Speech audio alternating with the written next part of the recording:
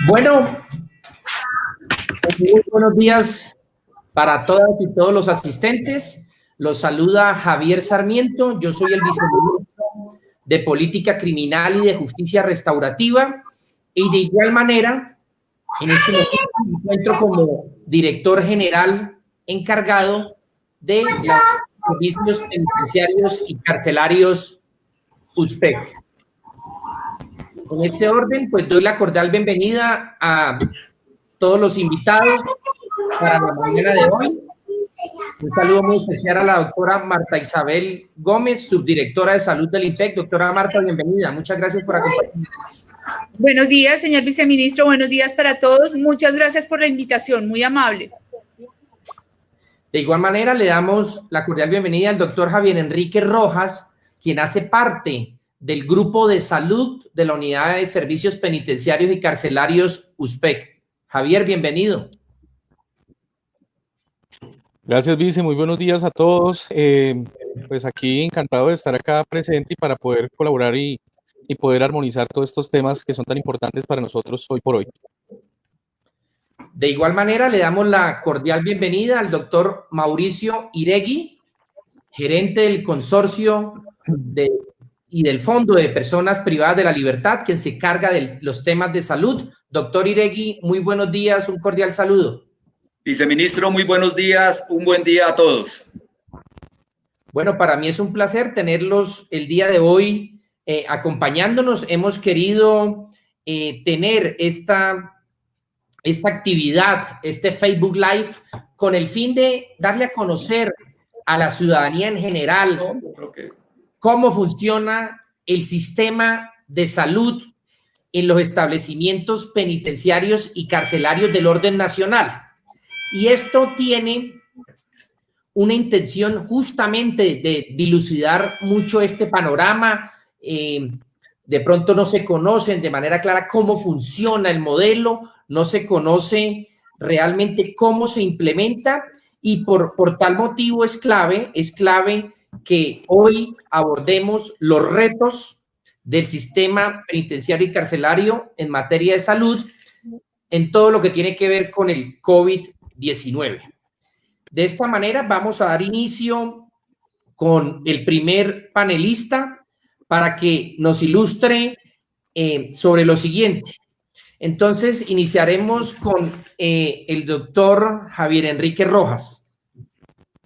Quisiera, Javier, que nos contaras en un lenguaje muy sencillo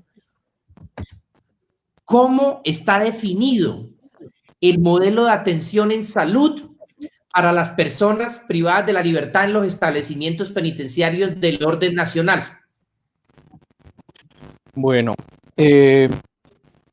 precisamente y pues trayendo lo que usted estaba diciendo al inicio, vice, frente a la necesidad de que toda la ciudadanía y el país en general conozca precisamente el modelo, es porque es un modelo muy atípico y es particular para la manera como se llega a prestar y se llega a dar esta atención en salud para la PPL.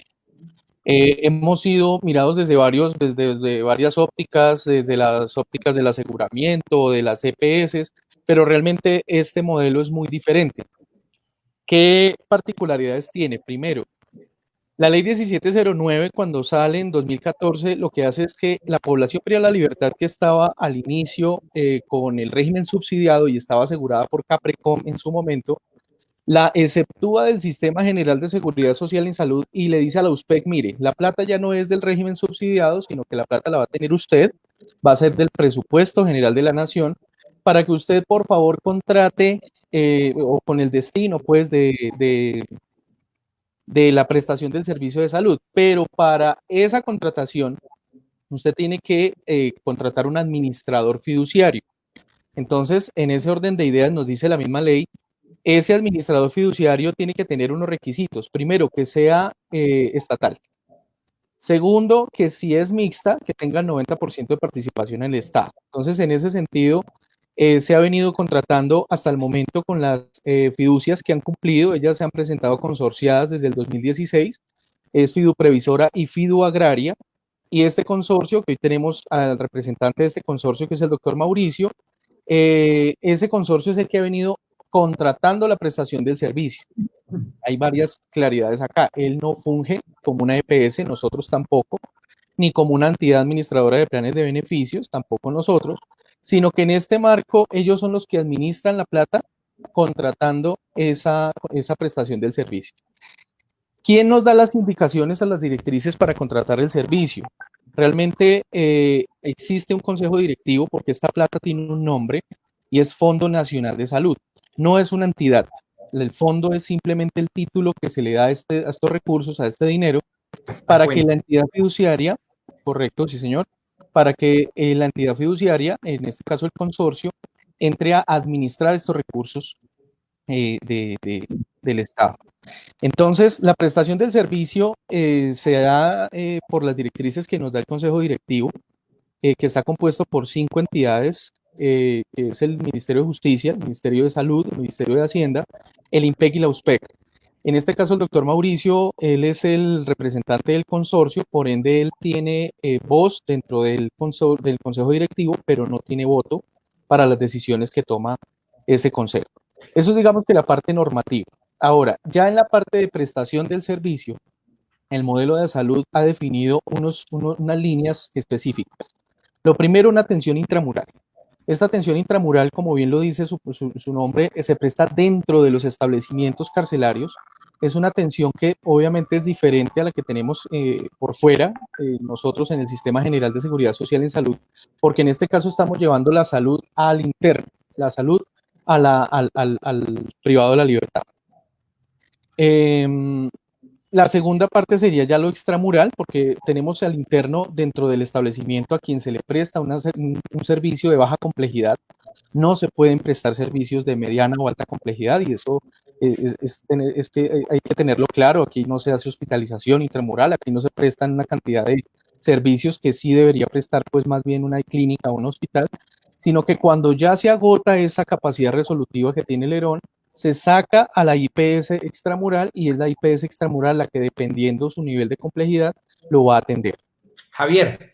Señor. Vamos a tratar de traducir esto para que pensemos que nos está escuchando algún esposo, alguna esposa, un padre, de alguna persona privada de la libertad, un hijo. Vamos a explicarle esto, por supuesto, en un lenguaje mucho más sencillo. Entonces, si yo estoy privado de la libertad, estoy enfermo, ¿qué me pueden atender dentro del establecimiento? ¿Qué tipo de dolencias, enfermedades, hasta qué punto va esa atención? Tú ya lo has explicado en un lenguaje técnico, pero entonces, digamos, desarrollémoslo para que ese familiar que de pronto nos está escuchando entienda de una manera fácil y sencilla qué atención se brinda dentro y cuándo son remitidos ya al exterior para la atención, digamos, un poco más especializada. Correcto. Bueno, particularmente entonces en el ejemplo que usted pone, Vice, sería de la siguiente manera. La persona está dentro de la cárcel. Los servicios que se le tienen garantizados al interior del establecimiento son de medicina general. Allá tenemos médicos generales, tenemos odontólogos generales, tenemos unas enfermeras profesionales, auxiliares de enfermería, auxiliares de odontología, para que le presten esos servicios, es decir, medicina, enfermería y odontología. Cuando se necesita algo adicional, es decir, o la toma de una muestra, de un rayos X, algún servicio adicional como medicina interna, cardiología, alguna especialidad, ellos son remitidos a la red, es decir, a una IPS, a un prestador afuera, que es el que nos va a llegar a garantizar este servicio. Intramural también se prestan algunos servicios especializados que se prestan mediante brigadas, como salud mental, es decir, va allá un psiquiatra y los atiende, les brinda el servicio, y dependiendo pues al criterio de este psiquiatra, le define una ruta o una conducta como se conoce, es decir, le dice si en efecto tiene una patología mental y le receta un medicamento, el cual también se le da intramuralmente. Asimismo pasa con las personas que tengan afectación por VIH, también se les presta intramuralmente. Y intramural hay servicios adicionales como medicamentos, la toma de muestras de laboratorio. Estos se prestan dentro del ERON. O sea, a esos servicios puede acceder la persona privada de la libertad dentro del establecimiento. ¿Esto en dónde? En todos los ERON. O sea, no hay ningún ERON donde no se preste estos servicios básicos. Y adicional, como le digo, cuando ya se necesita un servicio, digamos que de mayor complejidad, se saca a una IPS de afuera y allí lo atienden. Claro está, y eso es una salvedad que hago siempre, las IPS que están contratadas dependen de la capacidad que tenga las regiones. Es decir, si yo tengo una persona en un municipio muy lejano y se necesita que tenga una atención de pronto que, bueno, cualquiera de ellas, y que no maneje su región, necesariamente tiene que ser transportado o llevado, pues remitido a la región más cercana. A veces la más cercana puede ser Bogotá, puede ser Medellín, puede ser Cali. Entonces es como para que también sepan que por qué fui remitido a otra ciudad. Claro, porque es que en su ciudad no se garantiza ese servicio. Pues realmente el modelo se enmarca en ese sentido, dice, no sé. Ah, bueno, Gracias, hay Javier. una parte Quisiera, que de pronto quisiera terminar, claro, y es dime. con el tema intramural. Resulta que actualmente existen también personas afiliadas a EPS dentro de las cárceles. Entonces es importante aquí manifestar que los que estén con el Fondo Nacional de Salud y estén cubiertos por la salud que les presta el fondo, estarían pues obviamente garantizados con la ruta que les estoy diciendo, pero aquellos que estén afiliados a las EPS, porque su familiar por beneficiario o ellos hay unos que están pensionados o tienen la capacidad pues de contribuir al sistema, lo pueden seguir haciendo, pero a ellos se les garantiza con las EPS y la ruta que maneje cada EPS en ese sentido. Ok, gracias, Javier. Bueno, cuéntanos un poco también cómo funciona o cómo se articulan las entidades como el IMPEC, como la USPEC, en la cual haces parte, y el fondo frente a la prestación de ese servicio de salud. ¿Cómo trabajan? Ok, bueno, en el ejemplo que estábamos poniendo ahorita, entonces tengo el interno y la persona necesita su atención en salud. Entonces, intramuralmente se llena un listado de citas diarias que el encargado de hacer el listado es el profesional que tenemos allá intramural y es el IMPEC, o sea, el guardián que tenemos allá dentro del establecimiento, quien lo traslada de su patio hacia el área de sanidad para que reciba la atención médica. Entonces aquí ya hablamos de dos articulaciones. Primera, del profesional de la salud que tenemos allá intramural y segundo, del IMPEC, que es el que nos va a garantizar que ese interno salga de su patio al área de sanidad. Eso se llamaría el acceso pues a ese servicio. Un segundo momento es cuando ya el PPL, el privado de la libertad, tiene la necesidad de una atención extramural o de algún otro servicio en el que se necesita que se autorice el servicio, igual que como nosotros en las EPS, que necesitamos la autorización de un servicio adicional.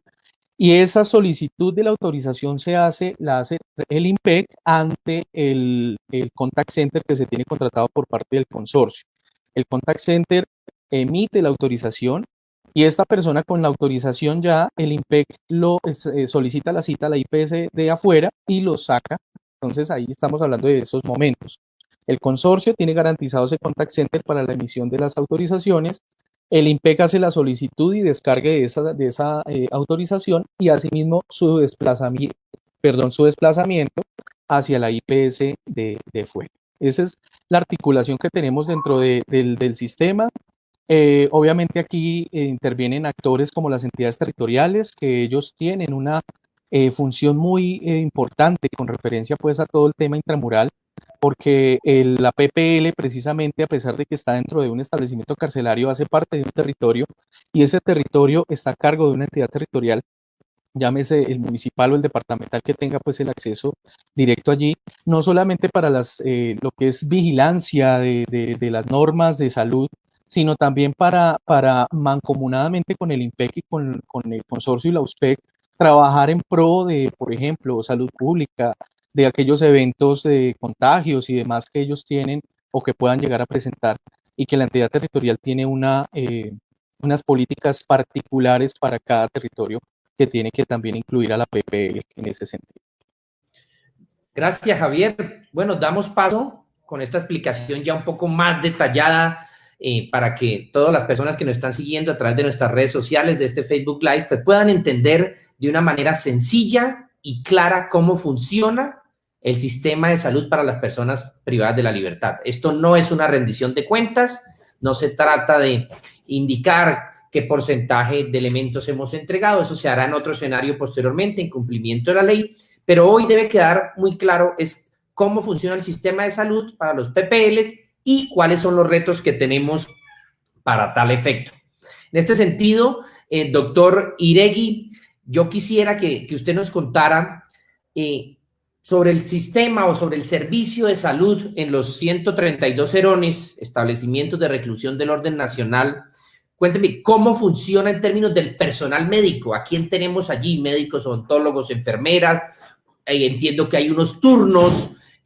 ¿Cómo funciona el sistema para que entendamos y el público general entienda cómo se desarrolla la prestación de este servicio?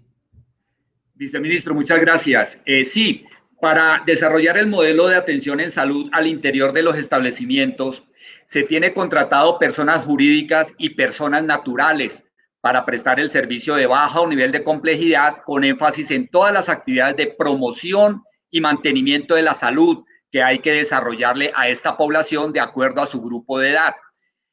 Tenemos contratados unas empresas sociales del Estado para 6 establecimientos que nos apoyan con la integralidad en la prestación de este servicio de salud, como sucede con Cali, con la S Centro de Cali, Jamundí, con el Hospital Piloto de Jamundí, Manizales, con Albasalud, Medellín, en Medellín para Pedregal, Itagüí, Bellavista, contamos con la S La María, quienes nos prestan este servicio de salud.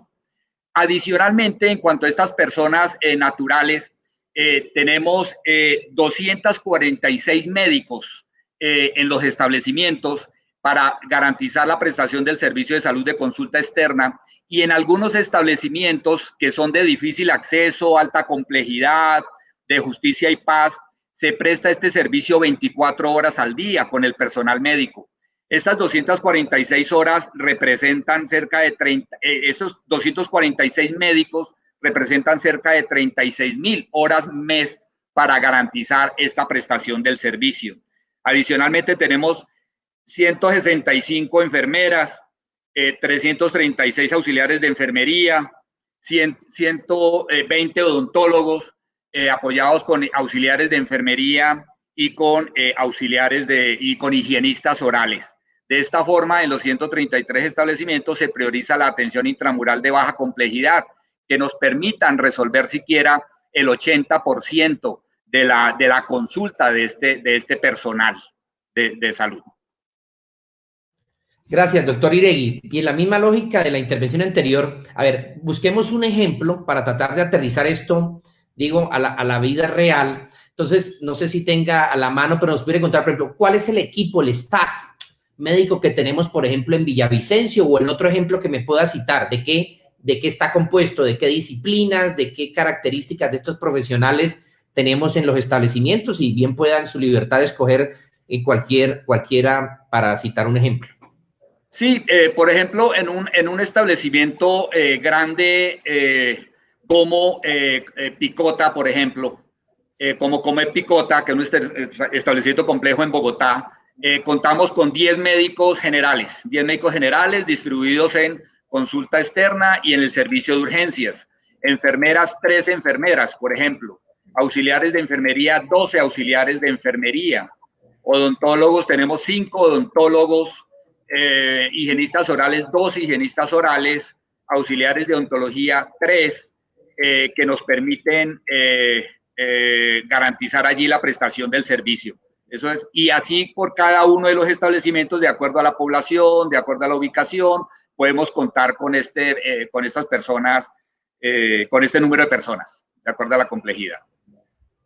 Ok, doctor Iregui. Es decir, si yo vuelvo al ejemplo que cité cuando intervenía el anterior panelista, si yo me enfermo con una dolencia, alguna tensión muscular, algún problema al interior del establecimiento, tenemos un equipo médico que puede garantizar una atención básica, una atención inicial. Pero ¿cómo funciona esto? Yo me enfermo, estoy en un patio, estoy en una celda, yo me enfermo, reporto a la guardia, y allí ¿cómo se activa esa prestación de servicio? Allí inmediatamente, a través de la guardia, es notificado el equipo de salud. El paciente debe ser trasladado a la unidad de atención primaria de cada uno de los establecimientos donde se encuentra el médico.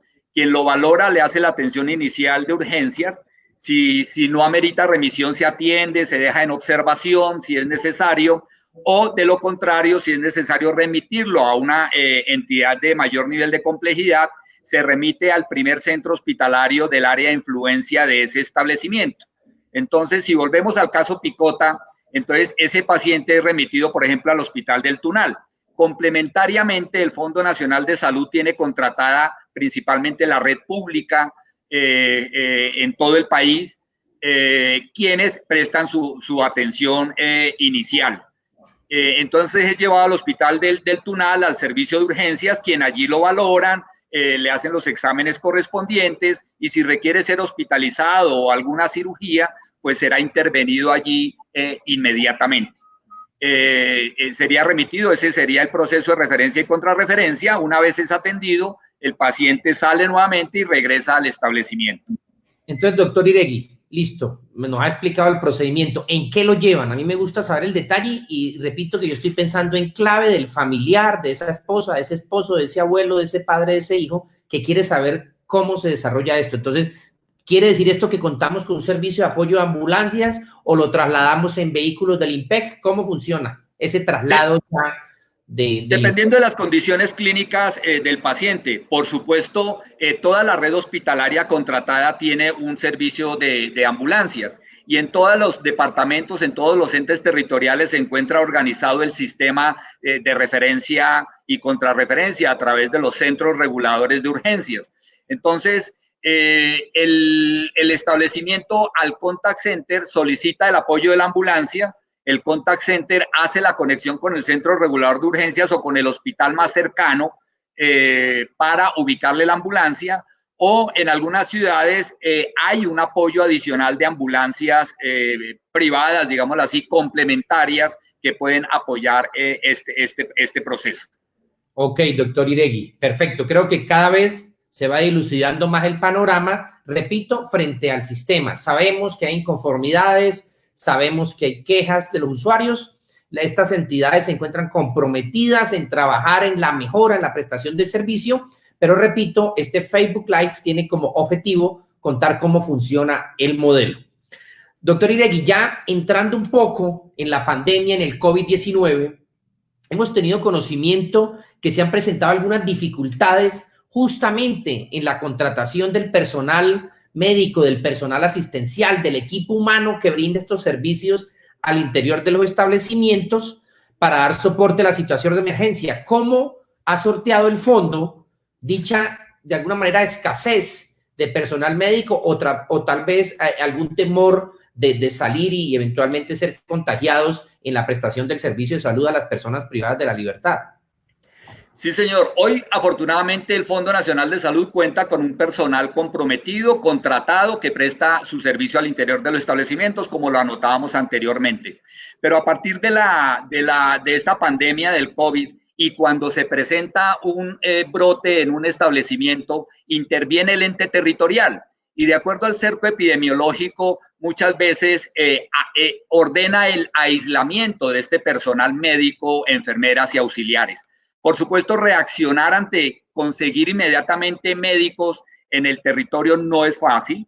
No lo fue fácil en Villavicencio, Amazonas no es fácil. En algunos establecimientos, efectivamente, en algunas ciudades principales, inclusive no se consigue el suficiente recurso humano para poder reaccionar inmediatamente. Es por esto que la USPEG, el fideicomitente, autorizó contratar unos equipos de reacción conformado por médico, enfermera, auxiliar de enfermería, en forma regionalizada, de suerte tal que si se presenta esta situación en un establecimiento, podamos mandar ese médico a esa ciudad. Entonces, por ejemplo, Regional Norte, Barranquilla, podemos tener ahí un personal médico contratado, y si Cartagena necesita o Santa Marta necesita o Montería, este personal médico se desplaza inmediatamente a cubrir las necesidades. o en Occidente. Entonces también para Occidente tenemos 2 equipos, y si se requiere un equipo para Tuluá, por ejemplo, o para Tumaco, que también se nos presentó alguna situación, este equipo fue desplazado desde Cali o es desplazado desde Pasto para atender esa contingencia en caso de que no sea fácil conseguir el recurso humano, pero en todo caso sí siempre procurando garantizar la continuidad en la prestación del servicio de salud. De igual forma, se tienen contratados unas IPS con servicio domiciliario que nos apoyan esta estrategia. Entonces, tenemos 3 IPS que nos apoyan en 78 Herones, y ellas también confluyen en aportarnos el personal médico necesario para apoyar el servicio de salud. Muchas gracias, doctor Iregui. Bueno, damos paso entonces a la doctora Marta Isabel Gómez del IMPEC. Los últimos serán los primeros. No crean que dejamos a la mujer de nuestro panel última. Esto tiene una lógica, de una secuencia del procedimiento, y es por tal motivo que ella interviene como panelista, digamos, en tercer lugar. Bueno, doctora Marta, en atención a que ha llegado en el mundo y a Colombia el COVID-19, esta pandemia, quisiera que nos contara cuáles fueron las medidas implementadas en los establecimientos penitenciarios y carcelarios por el IMPEC previo a la llegada. Sería bueno establecerlo, ese alistamiento, eso que se pudo prever, y también qué medidas se adoptaron de manera posterior de marzo a la fecha. Entonces, doctora Marta, nuevamente bienvenida y muchas gracias. Muchas gracias, señor viceministro. Muchas gracias para todos. Nuevamente los saludo. Muchas gracias por el espacio y pues, permitir compartir pues muchas de las cosas que nosotros venimos haciendo desde hace bastante tiempo. Digamos que nosotros iniciamos hace varios meses con todo este tema de irnos preparando para un posible contagio al interior de los establecimientos carcelarios por COVID-19. Cuando empezó todo esto a nivel mundial, nosotros más o menos desde el mes de enero empezamos a hacer una serie de actividades y a implementar una serie de medidas que nos permitieran ir mitigando el riesgo y evitar el contagio al interior de los establecimientos. Dentro de esas medidas, una de las primeras que se implementó fue fortalecer todo el proceso de conocimiento del COVID a través de la educación al interior de los establecimientos penitenciarios. Nosotros empezamos a hacer jornadas con toda la información que nos iba llegando de la OMS y del ministerio. Íbamos haciendo jornadas de educación donde les transmitíamos toda esa información, la prevención, qué era el virus, cómo se transmitía. Todo esto fue uno de los puntos más importantes y con los que primero se inició. Después de eso, nosotros, entendiendo pues como el orden de las cosas, empezamos a hacer acercamientos mucho más estrechos y con los entes territoriales y con los ministerios para poder ir como organizando más el tema de cara a que se nos pudiera presentar un contagio al interior. Entonces nosotros aquí hicimos, sobre todo con los entes territoriales, que son pues nuestro principal punto de apoyo en los establecimientos, un acercamiento, empezamos a hacer unas articulaciones, hicimos un directorio telefónico y de ahí ya pues quedamos como conectados y ante los casos que se iban presentando, las dudas o las necesidades puntuales con relación a casos críticos, pues establecíamos el contacto de una forma mucho más fácil, o sea que nos articulamos bien con ellos. Posterior a eso se hizo una de las medidas, yo diría que una de las más importantes, que fue emitir una directiva donde digamos que como en la primera parte de la directiva estaba todo aquello donde se hablaba en ese momento de qué era el COVID, de cómo eran los casos probables, cómo se podían confirmar, cómo se podían manejar, y ya en una segunda parte de la directiva, como en un anexo, se tomaron una serie de medidas que fueron fundamentales para que hoy tengamos los establecimientos sin contagio, muchos de ellos, el 87% en este momento está sin contagio. La primera medida que se tomó en esa directiva fue la suspensión de las visitas. Una medida bastante polémica, pero hoy nos prueba que fue efectiva. Totalmente, totalmente. Esa fue la primera dentro de la directiva, el suspender las visitas. Se suspendieron también los traslados entre establecimientos y se suspendieron el traslado desde las estaciones de policía de IURIS al interior de los establecimientos. También se hizo una importante restricción del ingreso de las personas del exterior hacia el interior de los establecimientos. Aquí se limitó el ingreso de los abogados, obviamente ingresaba el que tenía que ingresar y en unos horarios determinados.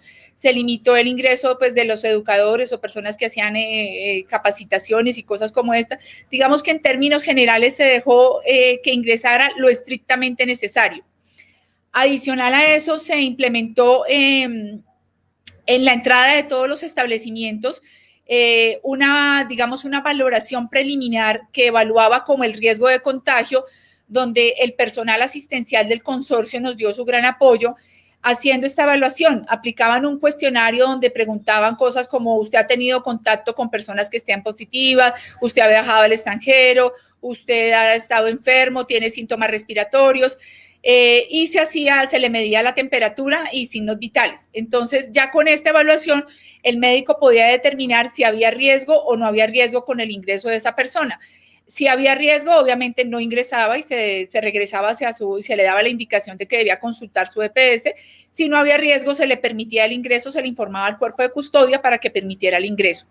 Digamos que estas fueron, esta fue la directiva, digamos, este fue el gran paquete de las medidas que se implementaron ahí. Luego, al interior de los establecimientos, viendo la necesidad de que teníamos que enfrentar un posible contagio, empezamos a hacer una búsqueda de qué lugares de los establecimientos podrían llegarse a adecuar como áreas de aislamiento para poder dar soporte pues a una posible infección y que tuviésemos que aislar población privada de la libertad. Era buscar el sitio y buscar la adecuación que se necesitaba para que ese sitio quedara en su punto. Doctora Marta, permítame, allí la interrumpo. Claro que sí. Nos ha hecho una recopilación de todas estas medidas, pero entonces vamos, digamos, a un ejemplo también que yo creo que nos permite ilustrar y entender a todas las personas que nos siguen en las redes sociales. Si yo estoy privado de la libertad, presumo, tengo alguna sintomatología, tal vez de COVID, ¿cuál es ese protocolo? En la vida real, ¿qué pasa? Yo notifico, digo, me estoy indispuesto, siento esto, me hace una valoración. ¿Cómo funciona, digamos, ese protocolo en la atención de un interno que posiblemente puede estar contagiado por COVID-19? Bueno, otra de las medidas que se implementó fueron las búsquedas activas y dentro de eso también ellos, la población privada de la libertad, pues nos manifiesta a nosotros su dificultad, digámoslo, su enfermedad, su malestar. El protocolo que se implementó para hacer el manejo de los pacientes que están contagiados con COVID o que son probables es el que tiene el Ministerio de Salud publicado en su página. El tratamiento que se le debe brindar a este tipo de población es un tratamiento totalmente sintomático, donde a esas personas, si tiene fiebre, se le da para la fiebre, si tiene para el dolor, si tiene congestión, para la congestión. Y adicional a eso, lo que sí se tiene que hacer es, en aquellos casos que se confirman que son positivos, se debe hacer un monitoreo permanente, mínimo 2 veces al día, para que estar monitoreando los signos vitales y una posible descompensación de esa persona, pues porque es una persona que está asintomática, pero es positiva para el virus y en cualquier momento se puede descompensar. Es importante recalcar aquí, señor viceministro, que en los establecimientos penitenciarios, como bien ya lo dijo el doctor Iregui, como también lo dijo Javier, solo nosotros estamos en capacidad de manejar aquellos casos que son sintomáticos o que son casos leves, que no son complicados. Aquellos pacientes que están desestabilizados desde el punto de vista hemodinámico o clínico, o sea, que están complicados, esos pacientes deben ser remitidos inmediatamente a una institución de mayor complejidad donde les puedan brindar la atención que se necesita. Doctora Marta, y usted me hizo recordar justamente que recibimos algunas críticas que porque no se atendían, que no se creaban casi que hospitales al interior de los establecimientos. Y entiendo yo por la explicación que usted nos está dando que justamente hay una claridad en los procedimientos que se pueden hacer intramurales, otros extramurales, y que no está facultado de alguna manera el INPEG o la USPEG o el fondo para prestar ese tipo de servicios al interior de los establecimientos.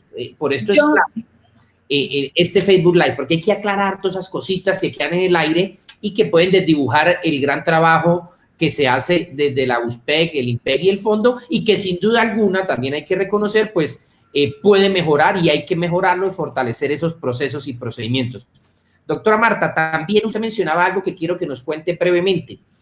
entiendo que ustedes trabajaron con el Ministerio de Salud en un protocolo exclusivo para los establecimientos carcelarios. Cuéntenos un poco hace cuánto fue expedido y básicamente qué contiene, para que también la comunidad entienda y conozca que esto es un trabajo armónico entre los diferentes ministerios y entre los diferentes sectores que abordan los temas de personas privadas de la libertad.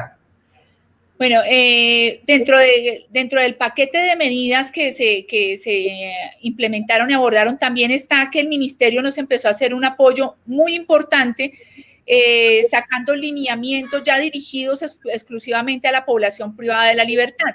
Ya vamos, digamos que en el tercer lineamiento, que ya salió como una resolución, a 843, donde nos plantea ahí una serie de herramientas muy valiosas para las tres instituciones, donde nos permiten organizarnos de una manera mucho más efectiva al interior de los establecimientos para poder mitigar el riesgo de contagio y, en caso de que se presenten, poder dar un adecuado manejo a aquellas personas que presenten ese tipo de infección. Digamos que el documento como tal es muy generoso, definiéndonos cada uno de los pasos que debemos seguir para poder garantizar el adecuado manejo de la población privada de la libertad.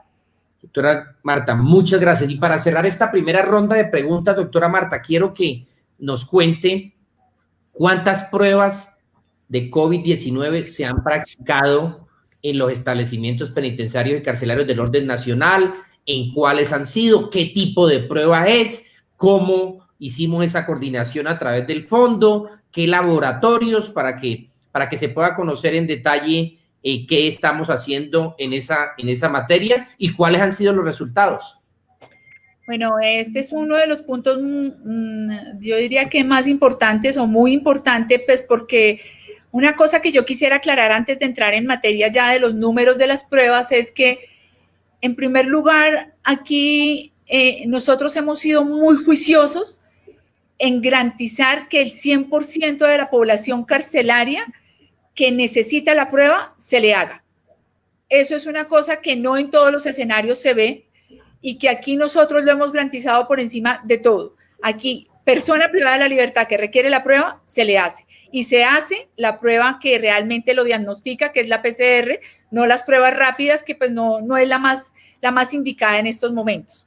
Entonces, ya haciendo esa pequeña claridad, le puedo contar cómo funciona el tema de las pruebas rápidamente y ya entramos en los números. Digamos que cuando nosotros tenemos un caso sospechoso, se le hace la prueba y se confirma, inmediatamente nosotros nos apoyamos con el ente territorial, ellos entran al interior de los establecimientos, hacen un cerco epidemiológico, que esto no es más que determinar qué personas están en riesgo de contagio y se les debe realizar la prueba. Entonces la Secretaría entra y dice, mire, aquí yo encuentro en riesgo 200 personas, debemos hacer las pruebas. Los únicos autorizados para hacer las pruebas pues son unas instituciones específicas, unos laboratorios autorizados por el Ministerio y la Secretaría Distrital de Salud. La Secretaría nos dice en el establecimiento, yo voy a hacer de esas 200 pruebas, voy a hacer 100 y yo selecciono a quienes, el resto las tiene que hacer el fondo o el consorcio a través del laboratorio que tenga contratado, que en este caso es Colcan y CIDLab, creo que es el otro laboratorio que ellos tienen contratado. Entonces, digamos que así es como se funciona la dinámica de las pruebas para llegar a hacer las pruebas. Con relación ya a los datos específicos de las pruebas, nuestra fuente oficial, nuestra fuente de información, la fuente del dato es el Instituto Nacional de Salud. Los datos que yo tengo es con corte al día de ayer y ahí el instituto nos dice lo siguiente. A la fecha, a la población privada de la libertad se le han hecho 8.179 pruebas. De esas 8.179, 7.645 han sido positivas en la primera muestra. 477 se han realizado en segunda muestra. Perdón, en primera muestra se han tomado 7.645, en segunda muestra 477, en tercera muestra 45 y en cuarta muestra se han tomado 12. De esas 8.179, 2.336 han salido positivas y 5.309 han salido negativas. En este momento, nosotros tenemos 17 establecimientos con casos de COVID positivo que representan un 13% de la totalidad de los establecimientos. Los principales establecimientos que tienen el mayor número de casos de COVID son Villavicencio, Cartagena, Cali, Leticia, Tumaco y Espinal. Esos son los que tienen el mayor número de casos en este momento. Gracias, doctora Marta. Bueno, y yo aquí quisiera hacer una acotación muy importante. Alguien o de nuestros televidentes, de quienes nos acompañan por las redes sociales dirán, pero han practicado 8.179 pruebas de un universo, de un número de 113.000 o 110.000 personas privadas de la libertad.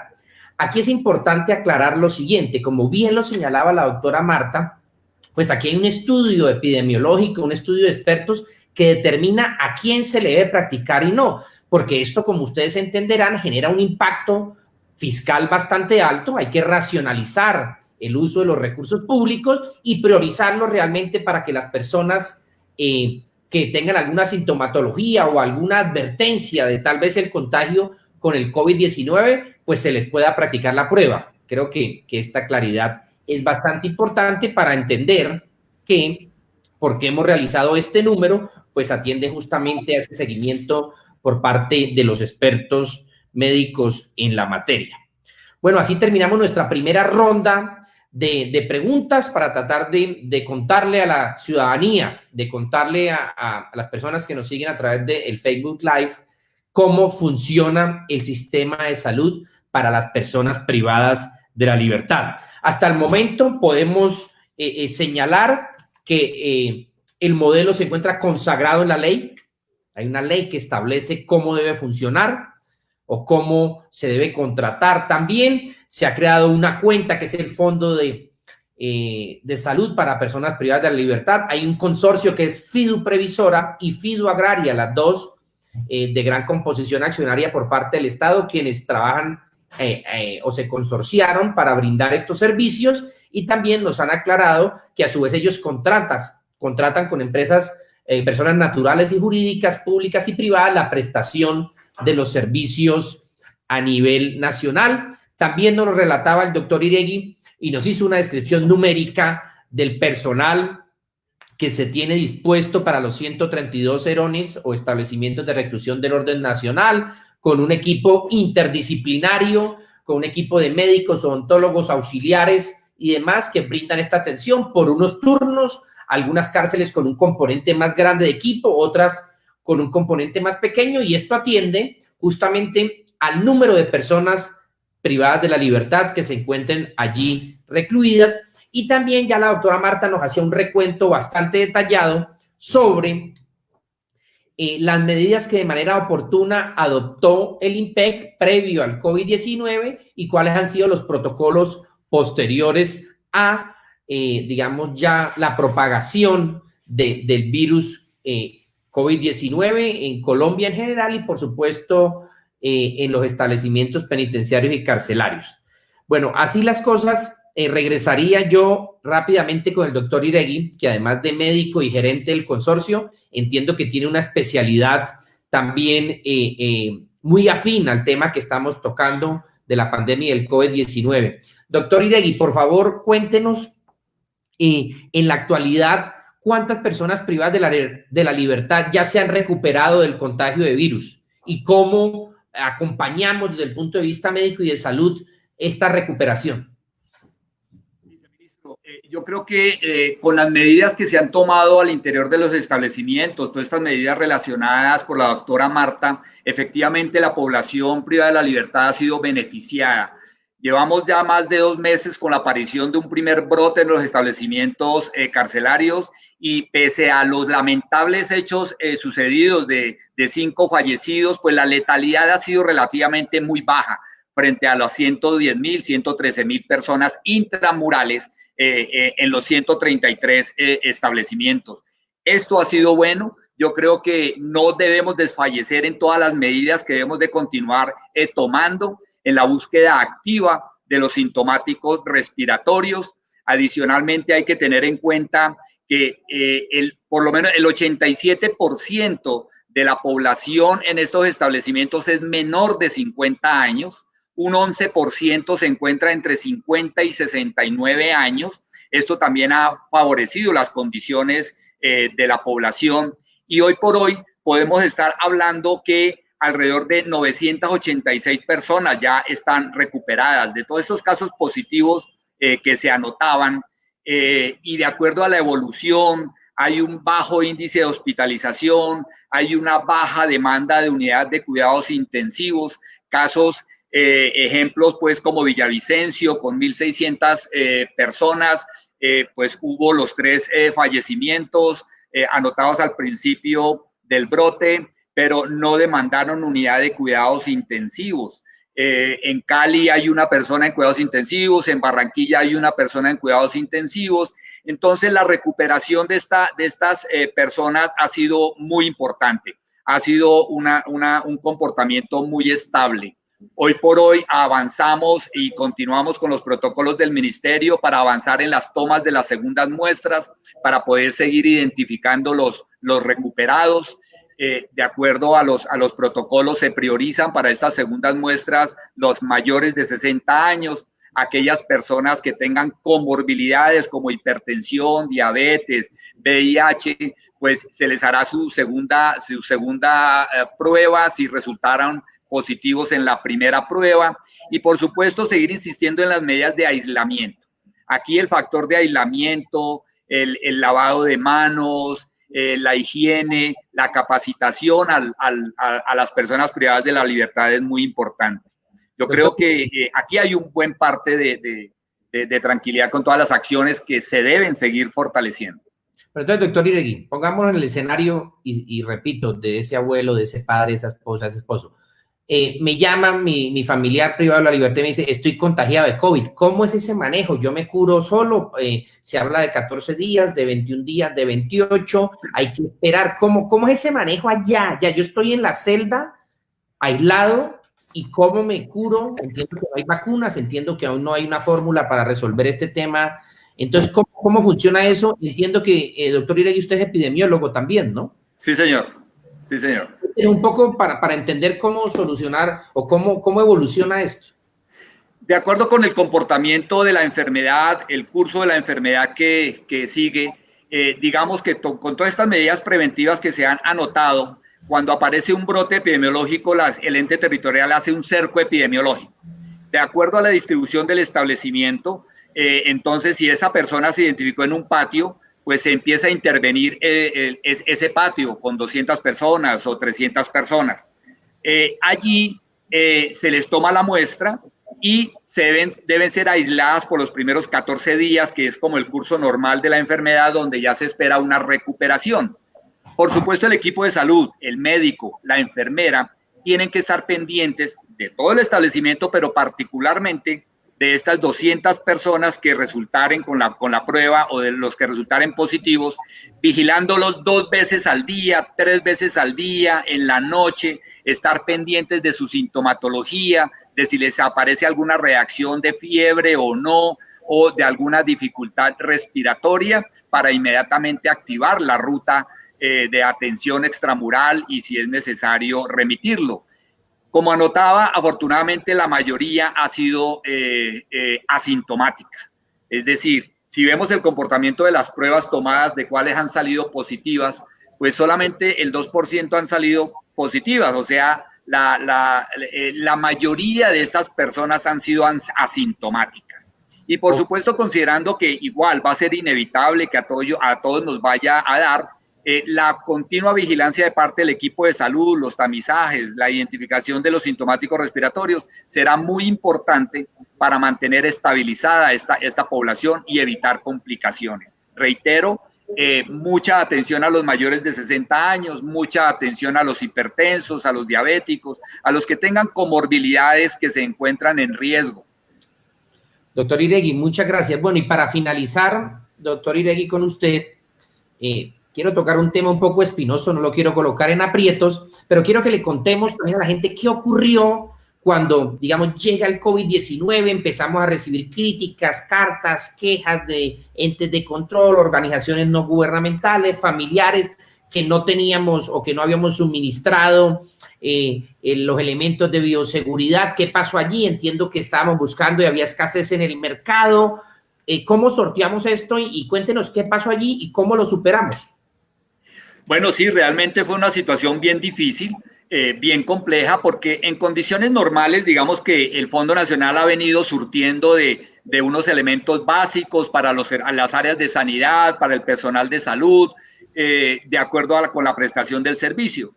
Aparece esta situación y de acuerdo a los lineamientos de la Organización Mundial de la Salud, del mismo ministerio, pues se incrementa la demanda para apoyar estas medidas preventivas, como la demanda de gel, de jabón, de mascarillas quirúrgicas, y las condiciones del mercado fueron totalmente difíciles, anómalas, con la escasez del producto pues a nivel internacional que repercutía en los mercados nacionales, el incremento del dólar. Entonces la consecución de estos insumos fue muy compleja. Realmente tratamos de reaccionar rápidamente en el mercado con invitaciones públicas para poder surtir todos los establecimientos, el transporte, las condiciones de aislamiento, el llegar a estos establecimientos de difícil acceso, pues no era fácil, no podíamos llegar en 3 días, en 15 días, y las mismas empresas con el aislamiento, pues no podían reaccionar, las empresas de transporte no podían reaccionar. Entonces fue una situación muy difícil. Poco a poco se ha venido normalizando. El Ministerio de Salud, con la expedición de los protocolos, de la resolución el 843, ya se ha venido estandarizando y se ha venido determinando cómo se utilizan los elementos de protección, quién los debe utilizar. Entonces, en esta medida ya hemos venido surtiendo los establecimientos, ya con la apertura también de los territorios, se ha facilitado un poco más el transporte. Entonces, hemos podido atender. Fue realmente muy complicado, viceministro, pero hemos podido ir atendiendo, priorizando sobre todo aquellos establecimientos donde aparece un brote, ¿cierto? Y sobre todo llegando, capacitando a través del INPEC al personal de salud para que utilice adecuadamente estos elementos de protección, capacite a las personas privadas de la libertad en coordinación con los directores de establecimiento. Se ha establecido un proceso para poder hacer buen uso también de estos elementos que no ha sido fácil adquirir. Bueno, muchas gracias, doctor Iregui. Nos quedan 7 minutos de este Facebook Live y vamos a dar paso a unas preguntas de la ciudadanía, de las personas que nos están viendo. Nos ha llegado un volumen bastante grande. Hemos seleccionado por parte del equipo técnico un par de preguntas para tratar de responderle a la ciudadanía. Entonces, en primer instancia, doctora Marta, nos pregunta Diana Paola Rodríguez a través de Facebook que a las personas que tienen aislados, por favor, permítanles comunicarse con sus familias. En este momento estamos llamando cada 4 o 5 días para las familias. Es importante saber de su estado de salud física. Entonces, doctora Marta, me gustaría que le contáramos cómo funciona el aislamiento y también yo podría responder parcialmente la pregunta indicándole a la persona que se encuentra conectada que estamos habilitando el sistema de videollamadas familiares, alternando, por supuesto, con el desarrollo de las diligencias judiciales y a través de los establecimientos penitenciarios y carcelarios, a través de los directores de cárcel y de cada cárcel, de los regionales, a quienes aprovecho para saludar, a todo nuestro cuerpo de custodia y vigilancia que ha estado profundamente comprometido con la solución a esta problemática, a los integrantes de los sindicatos que también han estado pendientes en el detalle, de alguna manera verificando la situación, también les agradecemos. Entonces seguiremos coordinando justamente esa comunicación con los familiares. Vamos a adquirir también algunos equipos para fortalecer la capacidad tecnológica para que de esta manera puedan tener contacto con sus familias. Doctora Marta, entonces en este punto, ¿cómo funcionan rápidamente? Porque nos quedan ya 5 minutos estas zonas de aislamiento que se están destinando en algunos establecimientos. Muchas gracias. Como ya lo dije anteriormente, una de las medidas que se implementó fue buscar al interior de los establecimientos áreas que se pudieran utilizar como zonas de aislamiento, como fueron las aulas, las capillas, zonas que no se utilizaban o zonas comunes donde hacían algún tipo de actividad.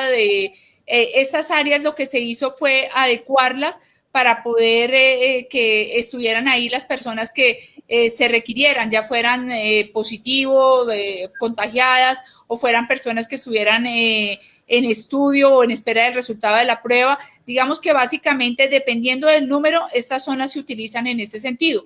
Ahora, si ya el número pues es bastante grande, como nos sucedió en el caso de Villavicencio, se hizo el aislamiento, fue directamente por patios totalmente. Bueno, doctora Marta, entonces recibimos esta sugerencia, esta pregunta de la persona que la ha formulado a través de Facebook para que fortalezcamos, y este es un llamado al INPEG, a seguir fortaleciendo ese trabajo de videollamadas virtuales para que las personas privadas de la libertad, por supuesto, tengan esa comunicación directa en el entendido de que, como se señaló, pues se suspendieron las visitas de manera transitoria y hoy queda probado que sin duda alguna fue una medida muy efectiva para contener o mitigar la contaminación del COVID-19 en los establecimientos penitenciarios y carcelarios. Finalmente, le preguntaría al doctor Javier Enrique Rojas. También se ha generado una confusión que quiero aprovechar en estos 2 minutos que nos quedan para aclarar. Se hablaron de las carpas medicalizadas. Entonces, la USPEC compró unas carpas, las suministró, las distribuyó mejor por los establecimientos. Pero ¿cuál es la filosofía? Se hablaron de carpas medicalizadas, tal vez el nombre no fue el adecuado. Entiendo que son unas unidades básicas de atención. ¿Cuál fue el fin de estas carpas que fueron distribuidas en los diferentes establecimientos? Sí, tal cual como usted lo denuncia, doctor Sarmiento, realmente las carpas o unidades básicas de atención primaria, como las hemos llamado, son más bien un soporte para el área asistencial. Es en donde se están realizando consultas externas por parte de los médicos que tenemos en el establecimiento y algunos médicos que se han contratado adicionales precisamente para aquellos establecimientos que tienen casos positivos de COVID-19. Teniendo en cuenta pues que estos positivos necesitan atenciones al menos unas 2 veces al día. Entonces realmente estas carpas se compraron y se están suministrando precisamente con esa intención, porque no podemos hablar, por ejemplo, de que sea una extensión hospitalaria como en algún momento se habló, porque no lo son. Vuelvo y repito, el modelo de atención en salud intramural nos dice que solamente podemos prestar atención básica, es decir, que a nosotros acá en el entorno pues del sistema social y pues para nosotros, cuando alguno resulte con un caso positivo para COVID-19, uno de las primeras situaciones, y así lo enunciaba el doctor Mauricio, nos dicen es váyase para su casa a los 14 días. Si en ese tiempo se llega a presentar alguna situación de salud adicional, ahí sí necesitamos hospitalización. En este caso, estamos hablando exactamente de lo mismo. Ellos están dentro del establecimiento y ellos están, los positivos, dentro. Si no tienen alguna complicación mayor de salud, ellos pasan su tiempo dentro del ERON en esos 14 días de aislamiento. Y es precisamente lo que se busca en estas carpas, es para poder generar ese soporte al área asistencial en general para la atención de estos pacientes. Persona que resulte con alguna complicación de salud necesariamente tiene que sacarse a una IPS, a una clínica, para su hospitalización y manejo intrahospitalario, realmente porque las cárceles ninguna tiene esa posibilidad, teniendo en cuenta pues lo que ya les comentábamos del modelo de atención en salud. Gracias, Javier Enrique. Bueno, vamos a dar cierre a este Facebook Live. Vamos a responder una última pregunta que nos llega a través de la plataforma. Adriana Rocío Niño Giraldo nos pregunta, ¿qué pasó con la carpa medicalizada para Villavicencio? Y aquí yo me permitiría indicar, efectivamente se va previsto la adquisición de una carpa mucho más robusta, dotada con mayores elementos para la atención y aislamiento de personas el establecimiento. Se había pensado en la parte que corresponde a la cancha de fútbol de el establecimiento del Herón de Villavicencio. Sin embargo, posterior al análisis que realizó la Secretaría de Salud Municipal y Departamental, con quien valga señalar, trabajamos de manera articulada con un seguimiento semanal en reuniones que incluso yo lideré, pues se determinó que ya no se hacía necesario, doctor Iregui. Entiendo que estaba controlado el tema epidemiológico y ya iba en descenso. Recibimos una comunicación por parte de las autoridades de orden local. También, si ustedes recuerdan, esto fue objeto de diferentes acciones de tutela y en este sentido se determinó que ya no era necesario. Es por esto que no se adquirió la carpa. Bueno, les agradecemos a todos ustedes la participación activa que tuvieron en este Facebook Live, a todos los cibernautas o internautas. De mi parte, como director general encargado de los PEC, indicarles que yo dejo las puertas abiertas para escuchar, para atender las sugerencias y las observaciones. Cuenten conmigo mientras el término que dure como director encargado, ya que por supuesto estamos determinando quién es la persona idónea para asumir en propiedad dicha labor tan importante de guiar esta entidad. Yo soy un director que, repito, me pueden contactar, estoy dispuesto a hablar con todos y esta es la línea de la señora ministra de Justicia y el Derecho en el marco de este plan de humanización del sistema penitenciario y carcelario. Así son las directrices y les agradezco, doctor Iregui, doctora Marta Isabel Gómez, doctor Javier Enrique Rojas.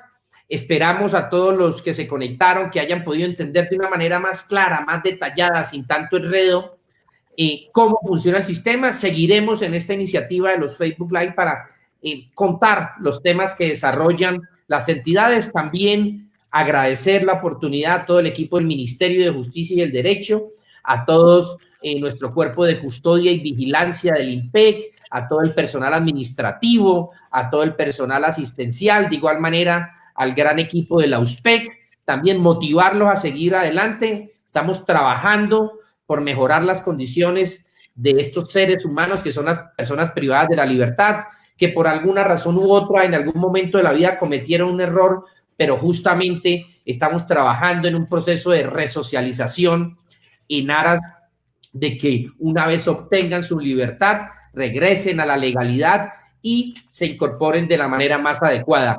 Les deseamos un feliz día para todas y todos y nuevamente les agradecemos su participación. Buen día para todos. Muchas gracias. Hasta luego. Muchas gracias, viceministro. Gracias.